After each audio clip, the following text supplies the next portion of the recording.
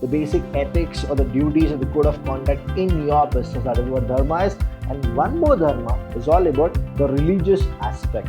Raja Ram Mohan Roy is considered as the father of modern India. Satyagraha implies an unwavering search for the truth using non-violence. There were so many outnumbered Britishers who came just because she is a lady, and that is where the fight happened.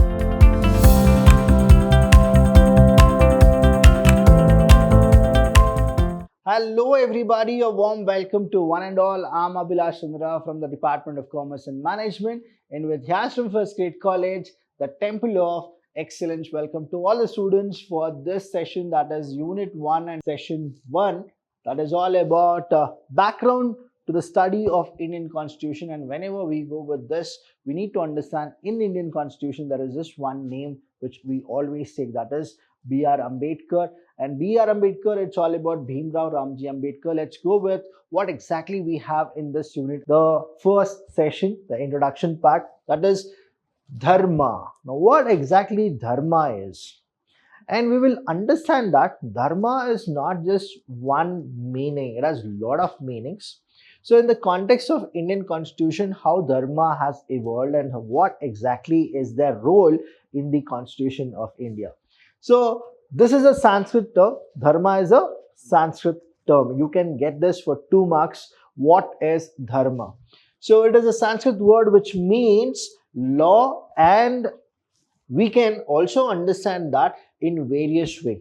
That is, broadly speaking, the term has 2 connotations. Firstly, it means religious conviction, and secondly, a set of duties or code of conduct. So whenever we go with it, it's the set of duties. See, don't you have a dharma in your business? Don't you have the basic ethics or the duties or the code of conduct in your business? That is what dharma is. And one more dharma is all about the religious aspect.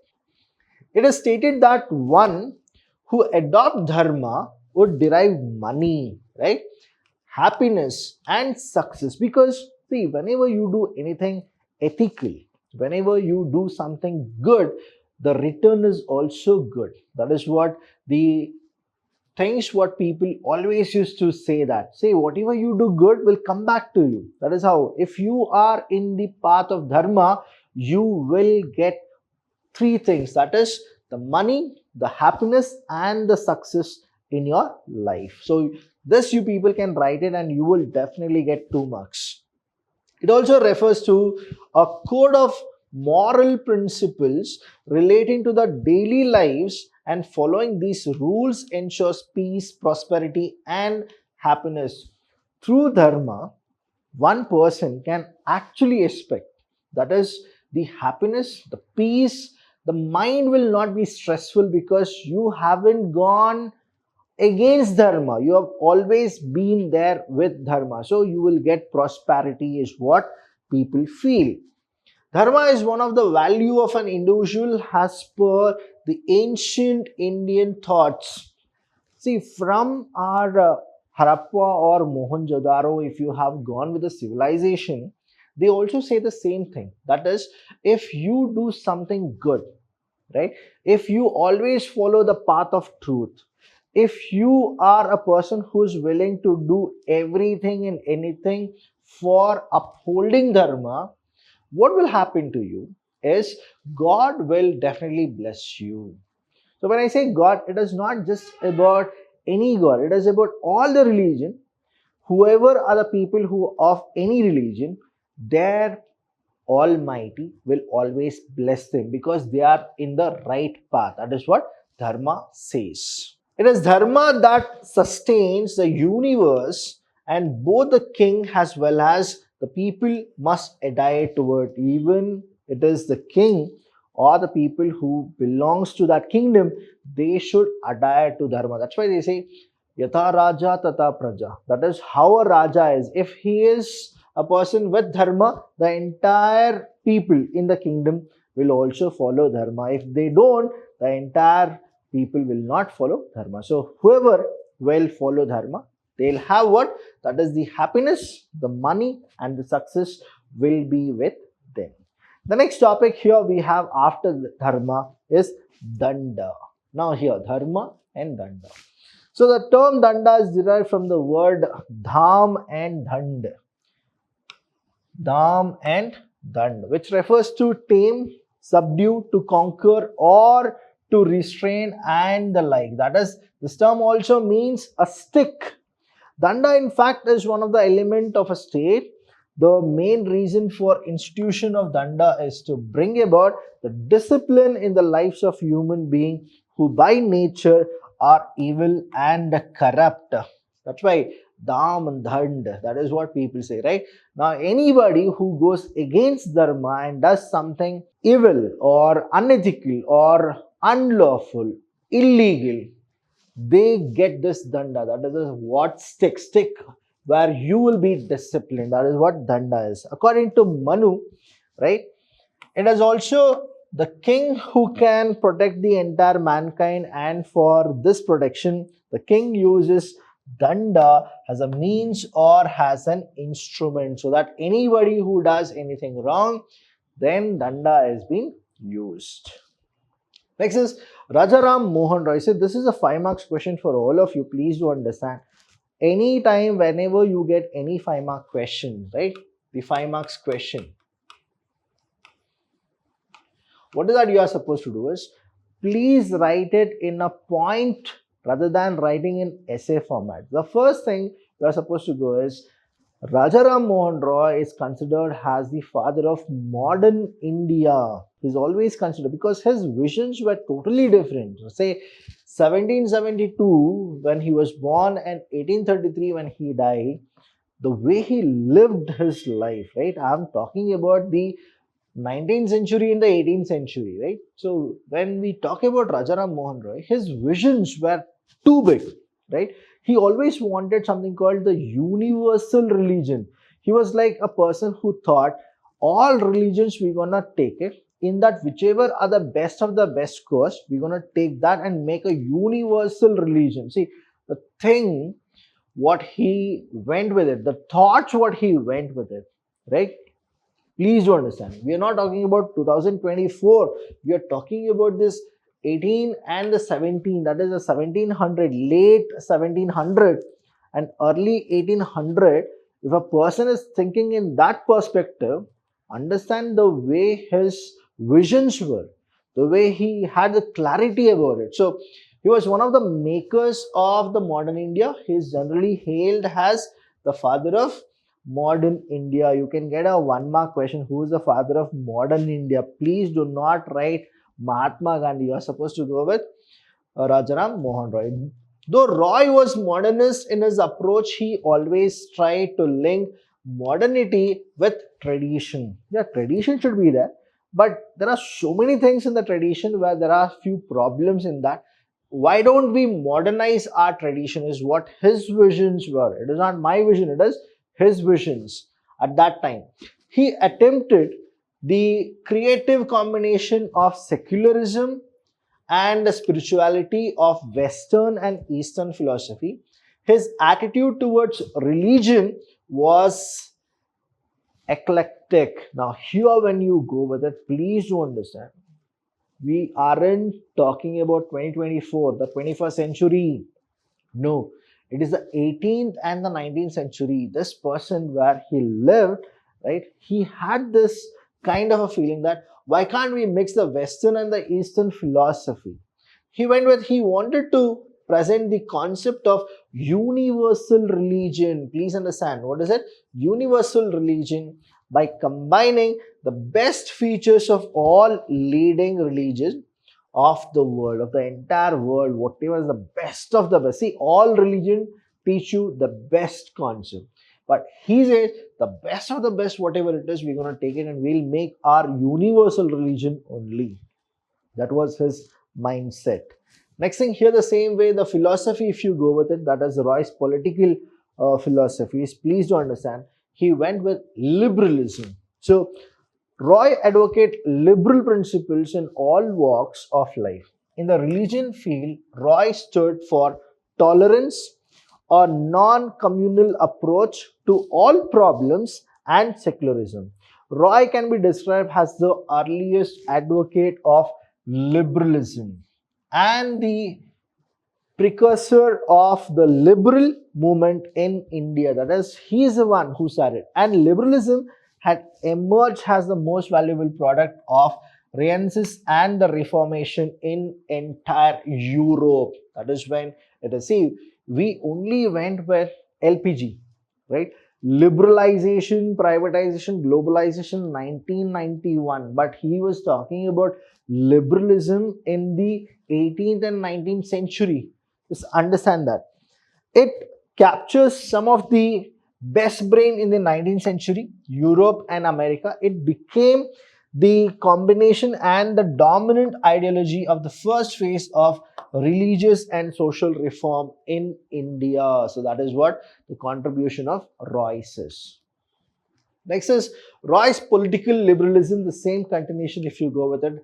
Liberalism in belief, that is, brief stands for the value and dignity of the individual personality, the central position of the man in the historical development, and the faith that people are in the ultimate source of all power. In liberalization and the liberalism, there is no scope for arbitrary and disposed use of authority in any field, whether it is the religious, social, political, or economic. So that is what his visions and his ideas or the ideologies were. Next is, please do understand this topic which I am doing it, right? Now this can come for say 5 marks. So please understand, that is subaltern studies. That is, here when we go with it, there is this person called Ranjit Goha. Again, you will get a 2 marks question. Okay, it's a 1 mark question or it's a multiple choice question. MCQ, you can actually get it. That is about Ranjit Goha. An eminent expert in South Asia history, founded the subaltern studies in 1982. Goha, who now lives in Australia, held a series of intensive discussions with fellow Indian scholars in England in 1979 and 1980 about Indian colonial history.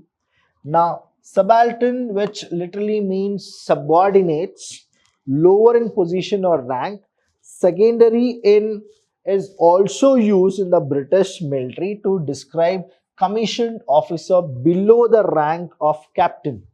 Now, philosophically, historically, the term subaltern was coined by the Italian socialist Antonio in lieu of the term proletariat. Now, here, proletariat, if you go with it, please do understand, they can ask you a question, right, about subaltern studies. So who did this subaltern studies? That is Ranjit Goha. So it's a multiple choice question. So they can ask you who is the person who started with subaltern studies. So you can go with Ranjit Goha in India. And here I have also given you the person who actually coined, by whom? But by Antonio. That is what the multiple choice question, you can get it. Next thing here we have is colonial impact of Indian society. What all happened in the colonial impact, if you go with it. Around the 18th century, we are going very back, 18th century, a number of significant events took place. What are the events? The British succeeded in selling their goods at a cheaper price as foreign goods were given free entry in India without paying any duties. That is what the first thing, that is where we made a big mistake. We encourage them, please do come. That is what we did. India handicrafts were taxed heavily when they were sent out of the country. Taxes were more.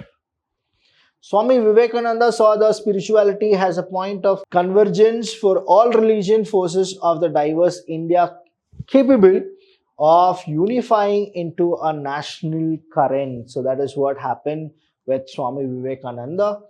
Gandhi objects. Now what exactly Gandhi objects here is to violence because it perpetuates hatred. When it appears to do good, The good is only temporary and cannot do any good in the long run. That is why he says we need to object violence. A true non-violence activity accepts violence on himself without inflicting it on another. That is what Gandhi feels. When Gandhi says that in his course of fighting for human rights, one should accept violence and self-suffering, he does not applaud cowardice. That is what happened in the 18th and the 19th century. What is Satyagraha? Now you can get a question. What is Satyagraha? You are supposed to go with it. Gandhi is the person who started with that. Satyagraha is the compound of two Sanskrit nouns. Satya means truth. That is from sat being with suffix ya, and agraha meaning firm grasping. Thus Satyagraha literally means devotion to truth, remaining firm on the truth and resisting untruth activity but non-violently. Again, here you are not supposed to have violence, you should be non-violent. Since the only way for Gandhi getting to the truth is by non-violence, it follows that Satyagraha implies an unwavering search for the truth using non-violence. That is what you people can go with it. See, we have also heard and seen different aspects of the moment what we had in the entire Indian struggle, where Mahatma Gandhi was the one person who always went with non-violence. He says you accept violence, but when you give it back, it should not be violence, it should be non-violence. Through love, you are supposed to go with it. That's why if anybody slap to your right cheek, you are supposed to show them the left cheek. But nowadays, who will go with it? See, please understand. But here, these are the great humans who actually brought us the freedom. So please do respect and always, right, feel proud that they were born in India and we were born in the place where they were born. So that is how we are supposed to give the gratitude. Next is tolerance. See, again, Mahatma Gandhi, and there are so many other people also who had this kind of a thing, that is tolerance. And here we are talking about Mahatma Gandhi ji only. So Gandhi ji, broadly, that is boarding a boat to go to England to be a lawyer. Soon he reached England. He was getting on the carriage to reach his final destination, but the driver said, "You can't sit in here." Gandhiji said, "I am a passenger, I am supposed to sit in here." The driver told Gandhiji to sit on the outside of the carriage or leave. Gandhiji said nothing and went to sit on the outside of the carriage. See, this is one of the incident. Again, I can give you one more incident of South Africa where it happened. Again, their tolerance is there was. Indians, no, Indians, we have tolerance. Our own mothers have tolerance. See, it's not just about Mahatma Gandhiji, one of the thing. Because of Mahatma Gandhiji, there are so many other people who followed him, and we have tolerance even now. All the teachers in the all education institution, they have the highest tolerance because of this 21st century generation of the students, right? So definitely everybody have that tolerance. Next is Swarajya, that is Lokmanya Tilak. Again, you can get a 5 marks question here. Now I've given you all the points here. Please do understand. Here Swarajya or Swaraj Lokmanya Tilak popularized 4 concepts. One is Swaraj, Swadeshi, national education and boycott. So this 4 he went with it. Swaraj for him was self-government. He claimed that with Swaraj everybody would be free and have a right to participate in the government of the country. He demanded national self-determination for all colonized countries and urged that India's freedom would usher in the freedom of other subject countries. So that is what he went with it. Swarajya, Lokmanya Tilak. The 4 objectives of humankind, if you go with it, the first one is the Kama, Artha, Dharma and Moksha. You will not be getting any question from this. If you get it right, you can go with the 4 objectives, that is Kama, Artha, Dharma and Moksha. That is Kama, desire or satisfaction; Artha, the wealth; Dharma, the moral duties; the Moksha, total liberation or salvation, that is the end of any person, that is moksha. Next is voluntarism, that is Vinoba Bhave. Now you can get a question that is multiple choice question about Vinoba Bhave. What will be the question? I'll just tell you now. Vinoba Bhave, with an aim to transform rural India, launched the Bodhan and Gramdan movement in 1951 and 1952 respectively. Now Bodhan, that is movement, was a land gifting movement in the town of Pochampalli, that is in Telangana, now in the Andhra Pradesh, right? Telangana and Andhra Pradesh, the Pochampalli is there. While surplus land from big farmers was redistributed to landless farmers as a part of the former, that is, the movement was in a village gifting initiative in the another village, that is Mangroth village in Uttar Pradesh, with the large idea of community ownership. So anybody who has a big farms, right, big lands, right, they'll distribute it to people who don't have. That is what the Bodhan, he went with the more. Next is Kittur Rani Chennamma. Again, you might get a question, multiple choice question. So these are the things. One is Chennamma, the queen of Kittur, a princely known kingdom, that is princely kingdom, is present day Karnataka, was born on October 23rd, 1778. What exactly happened? She is a person who said no to the Britishers. She had a fight with the Thakre and then she couldn't defeat them because there were so many outnumbered Britishers who came. Just because she is a lady, and that is where the fight happened, and then at last they imprisoned her. That is what the story about Kittur Rani Chennamma here. She was the first Indian woman to lead an armed uprising against the British.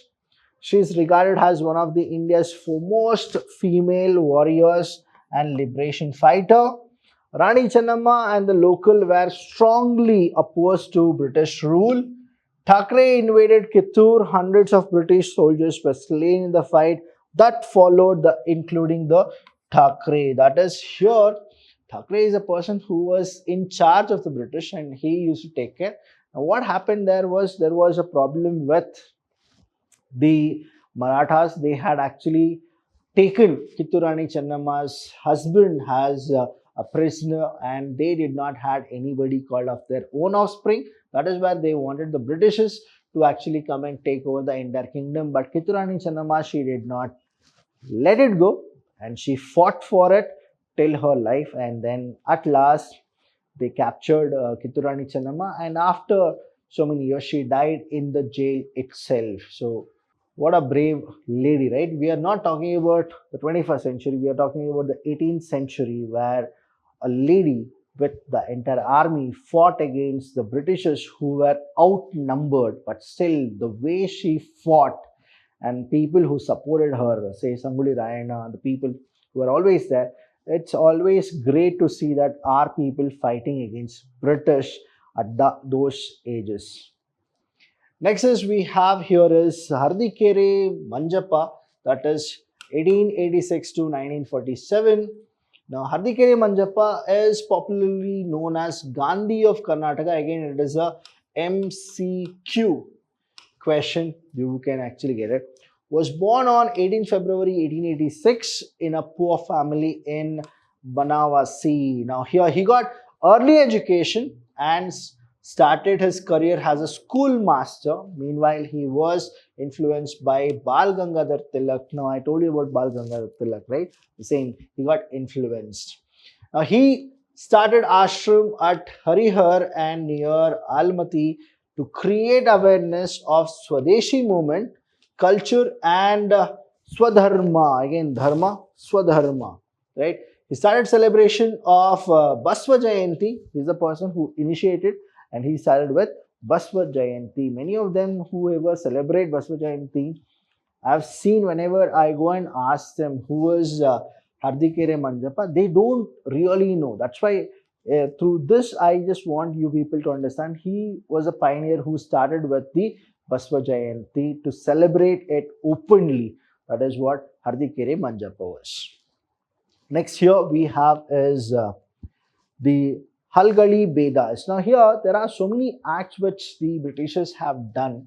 Earlier these Vedas, they were supposed to have their own weapons and nobody was questioning them. Later these Britishers, they came and they said you are supposed to take certificate from us, you are supposed to take approval from us, and they fought for it. That is what the Vedas did. Now here Halagalli is a small village in Mudul Taluk, that is Bagalkot district. The first uprising against the British was evidence at Halagalli. The Prince of Mudul, that is Gurupat, had accepted British overlordship, but the Bedas, that is the hunters, a martial community, were sitting with dissatisfaction under the new dispensation. The British proclaimed the Disarming Act of 1857, whereby men possessing firearms had to register them and secure a license before 10th November 1857, and these Vedas, they protested saying that why is that we are supposed to go and register? Who are those Britishers is what they fought for it. Now, any questions regarding the same unit, please do call us. We are always there to help you. Thank you so much. I'll see you when I see you. Thank you.